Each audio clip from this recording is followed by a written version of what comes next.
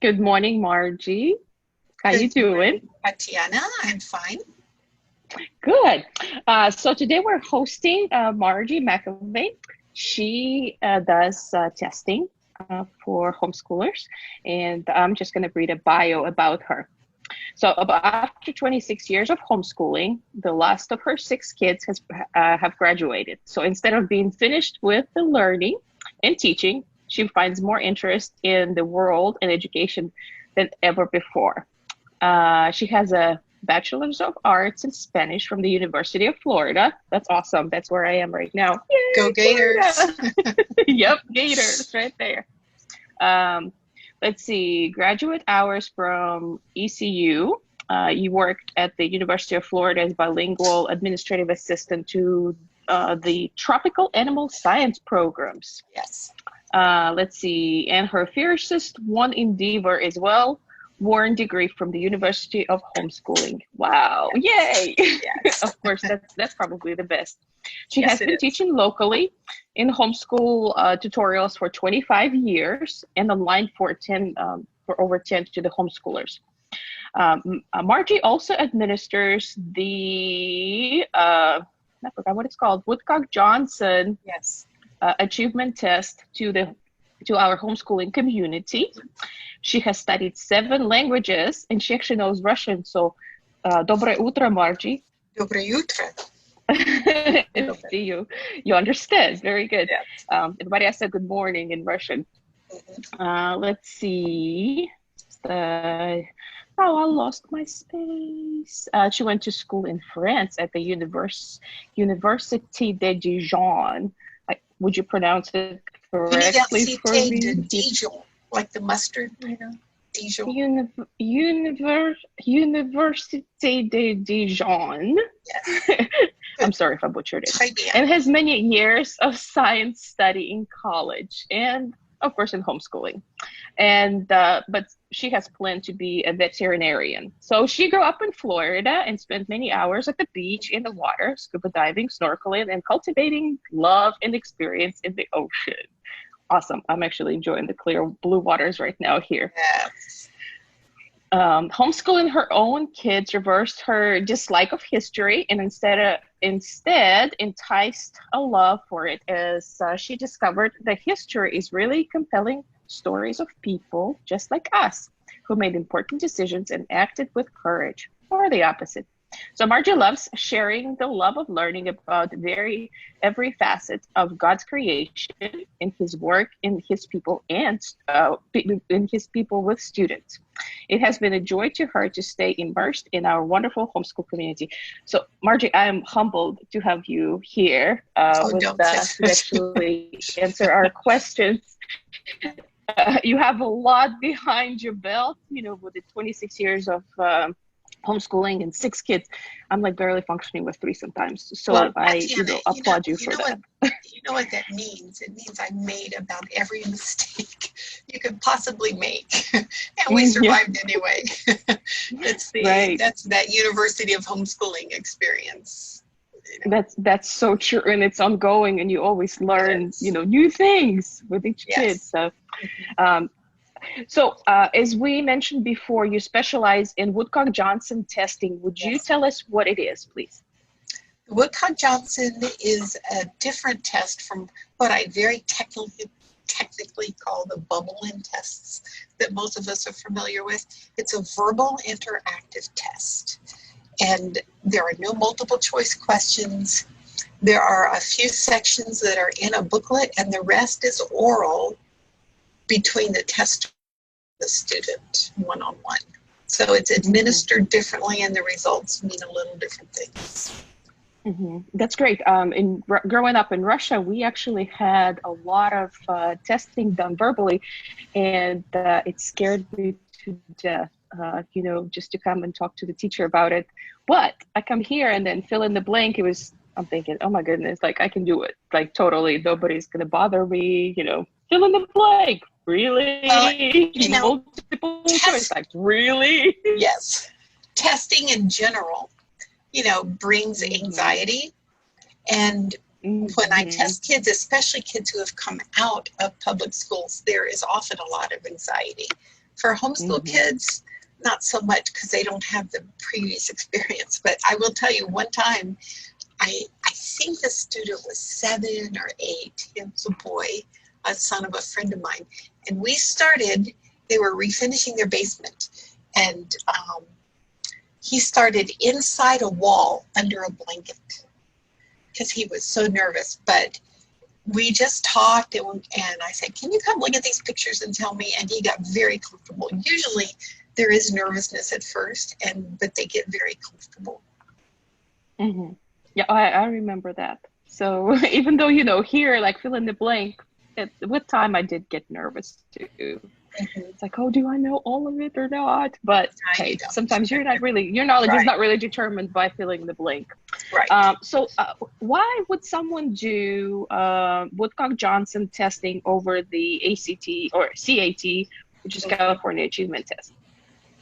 Well, I will just take the CAT or any of the bubblegum tests, and I'll give you my answer. And as a homeschool parent, I did not discover the Woodcock Johnson, and I really had, I don't know where this came from, a negative opinion of it until probably I have 6 kids, you know, so probably until my lower set of kids. So I always used, if we were in a state that required testing, because I've homeschooled in 5 different states, Mm-hmm. we always use the Iowa test or one time the Stanford test. So I was very familiar, and I administered the Iowa test to homeschoolers. I was very familiar with that. And this is, there's a couple of reasons. This is one of the biggest for me, is that all those bubblegum tests, the CAT, the Terra Nova, Stanford, etc., are written to compare populations. They are really not written to be individually diagnostic. And so the results mean different things. So I'll just take it for instance. If your 3rd grader on the bubblegum tests gets 9th grade level in reading comprehension, it is good. There's no doubt about it, it's good. But this is very commonly misunderstood. It does not mean that that child is reading at a 9th grade level. And you will hear people say, oh, my 3rd grader is reading at a 9th grade level. And if you use the bubblegum test, that is not what it means. It means they performed like a 9th grader would on a 3rd grade test. So it does not, it's not a diagnostic for reading level. On the Woodcock Johnson, because it's a wide range test and I start very easy for them, and I go as far as they can go till we can hit a certain point. So that score would mean that that child genuinely comprehended at a 9th grade level. And so for homeschooling, for your toolbox, especially, and I would really underscore this, if you are taking your child out of a traditional school system and starting to homeschool, I cannot really underscore my high. We have great testers in Western North Carolina, so any of them, homeschool testers. If you want to get a baseline of where your child really is, the Woodcock is the best test to give you that diagnostic baseline. So that's my first reason. The scores mean different things, and it's just a little more information in your toolbox as you make your curriculum choices for next year. For those coming out, EOGs and grades do not compute to mastery of the material. Number 2 reason, if you want me to go on, number 2 reason, it takes about, depending on age, an hour to hour and a half versus 2 or 3 days. So it's quick. I sit with the parent and do an academic consult about the results. My observations, I can often determine learning style, learning modality, brain orientation, if they seem to be more dominant right or left brain. That does translate to a difference in curriculum materials. And here's one of the best tools. Let's just take math. As I'm scoring, I can usually tell the parent really specific areas of weakness, like this child does not know how to rename or subtract with the numbers, or They haven't mastered the division with a 0, or all the tens columns are wrong. So there is something this child is doing, hasn't mastered about adding or subtracting in those tens columns. Or maybe they haven't mastered apostrophe placement, or maybe that child isn't decoding the middle of words, which is affecting reading comprehension. So I can get really specific.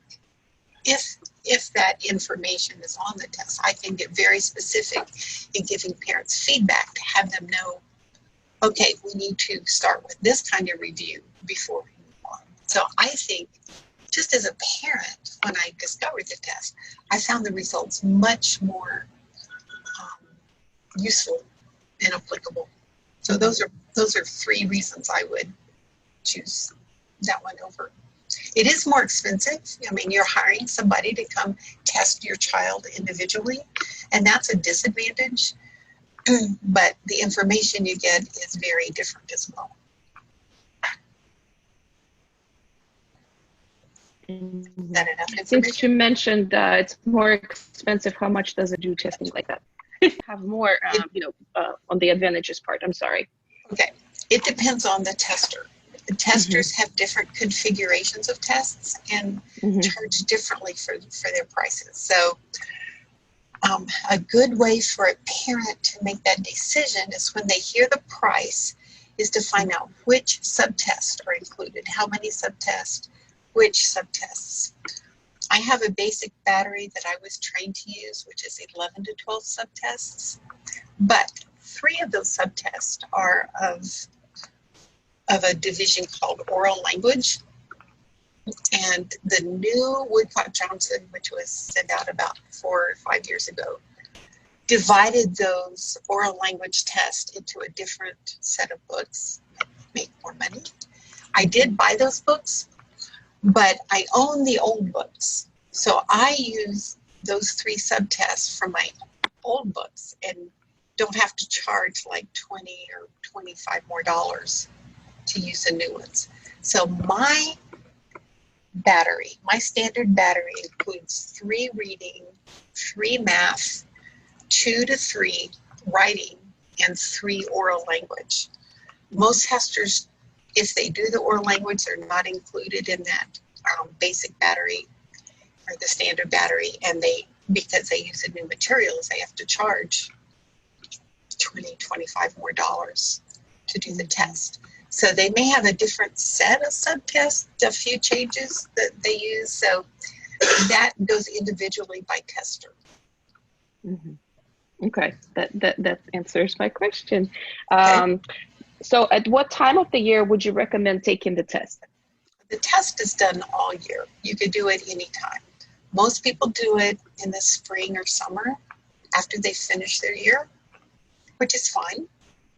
I think, personally, this is just my personal opinion, it's a more useful test if you do it right before school starts or when you're starting your school. Because if you've taken the summer off, your scores are what they've mastered, not what you just finished learning. And so you'll know if they need a review. I'll have kids and they'll say, oh, I just learned to divide last night, but they haven't mastered it. So if you just finished that and they haven't mastered it, that will show up if you test at the beginning of your school year. And it's just a little more useful to see what they've mastered, where you need to review. But the scores are generally a little lower and people don't like that. So, but it works anytime. I test every month of the year. I definitely see a benefit of testing right before the school year starts, so you can compare, what's been done in the past year versus, what you're going into and where your child stands for sure. So it's definitely a benefit for that. So I'm going through my questions. You already covered, the benefit of adding additional tests. Anything else you would like to add on top of that? Okay, there are additional subtests. There's an academic, which is science, social studies, and humanities. It's pretty easy. I don't think it's very challenging. But there are a number of homeschool families, just for instance, that don't do fantasy or fairy tales. And the humanities section has a lot of questions on those. So if your philosophy of homeschooling omits those things, the child is not going to score very well, even though they may be perfectly, excelling in other areas of humanities. So that's something to consider. When I have kids who are dyslexic or I suspect dyslexia, I often will throw in, with no charge, a few subtests that are short and yet give me an indication, is this real or am I imagining that? And so parents can choose extra testing, subtests to get a deeper determination, but those kind of learning issues for diagnosis need somebody like an educational psychologist. I can't diagnose. I can send you to somebody, or I can say, until you see somebody, I would treat this as a child who needs to, who has dyslexia or something, but I can't diagnose. Mm-hmm. Okay, that makes sense. So now, because we live in the COVID time, of course, that's a question I ask of everybody. How are you administering tests during this time? The publisher has allowed us to administer it virtually. They have very strict safety precautions, protocols for their material. And so we just follow those, and we meet in a Zoom room and we interact. I always prefer in person, but I've done probably, 10 or 20 tests this summer virtually. And it does work very well. In fact, it's allowed me to test some people across the state who normally we would have to have driven to meet. It works. I just prefer in person. Yeah.